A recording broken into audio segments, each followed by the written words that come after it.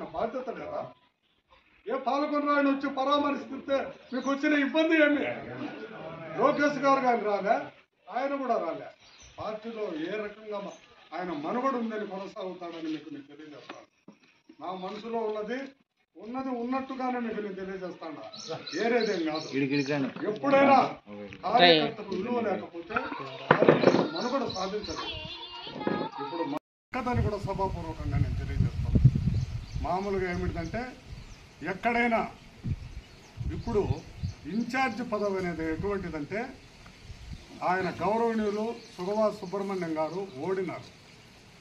ఓడిన రోజు నుంచి ఆయన కొద్ది కాలం కార్యక్రమాలు పాల్గొనిన తర్వాత ఆయన్ను ఇద్దరు మంత్రులు పని కట్టుకొని ఆయన్ను ఎన్నుపోటు పొడుస్తూ దెబ్బతీస్తూ వచ్చినారు.